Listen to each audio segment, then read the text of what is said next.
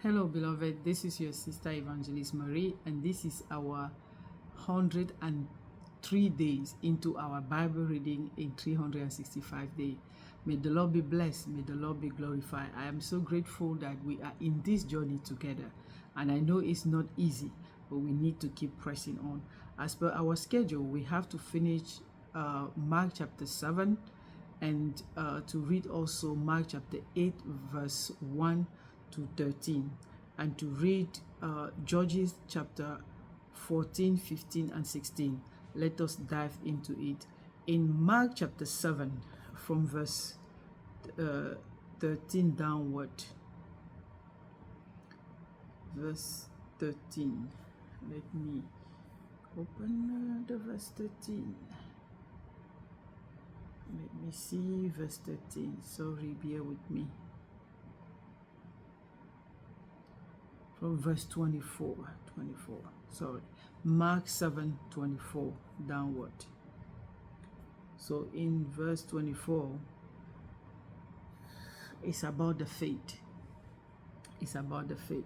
So this is a story that we know all if we are Sunday school, if you have passed through Sunday school and all that, we know about this lady that came to Jesus, and she was asking for him to pray for her daughter to get delivered from the spirit that was tormenting her. And then Jesus just told her something that he was just wanted to, because Jesus know it all, but he wanted to order to see her faith, how her faith was so strong, and the faith was the one that delivered her child. So for a woman whose young daughter has an unclean spirit, heard about him, and she came and fell at his feet. The woman was a Syro-Phoenician by birth, and she kept asking him to cast the demon out of her daughter. But Jesus said to her, "Let the children be filled first, for it is not good to take the children's bread and throw it to the little dogs." And she answered and said to him, "Yes, Lord, yet even the little dog under the table eat from the children's crumb." Then he said, this is Jesus said to her, "For this saying, go your way, the demon have come out of your daughter." What I heard here is your faith in the ability of Jesus Christ that gives you what you're looking for. Your ability, your faith towards the ability of Jesus to save and deliver and bless you, that brought it unto you. That's why he said that whatever you ask in prayer, believe. So the lady was certain that even the crumb, even he says something, even though they were not yet in the agenda of Jesus, she was certain 100% that he can do something, and he did. So this need to be the type of faith that we have to have. Unshakable faith. We trust him with all our heart, with all our spirit, with all our soul, because he is able to do it. So we need to trust him in all our ways. Whatever it is, if he have done it yesterday, he can still do it today. This is our way to stand and say we will be unshaken. We will be unmoved. Whatever comes our way, we know that he is the answer of every single thing here on earth and even in heaven. So we need to trust him. We need to trust him. So we have the pure example here. We need to trust him. And then we know the rest of the story. And in chapter 8, again, he fed 4,000 people like before. So let us go to the book of Judges. Judges, we have 14, 15, and 16. This is about the story of Samson and the wife, his multiple girl.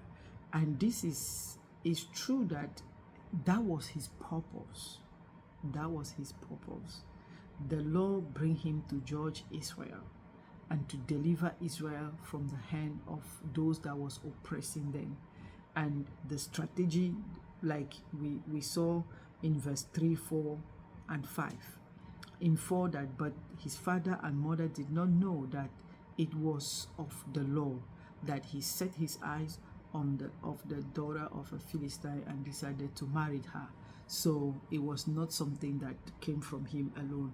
And we see how his life was, and then his end was, some people say that his end was miserable, but he fulfilled what the Lord brought him to do. He killed many Philistines with his death than when he was alive. So I think he accomplished his purpose in life. It was to come and do exactly what he have done. And want to, I don't know, whatever it is that was bringing always the children of Israel to go back again and sin against God. After the judge will die, they will go back. After they will die. And this has been our own way of living. We sin today, we pray to God, he forgive us, and then tomorrow we find another way. So we need to be constant, and we need to pray that the Lord will help us to be constant in our way. So this was our 103 days into our Bible reading. So may the Lord bless you. May the Lord let his face shine upon you and be gracious to you. May the Lord open his countenance upon you and give you peace.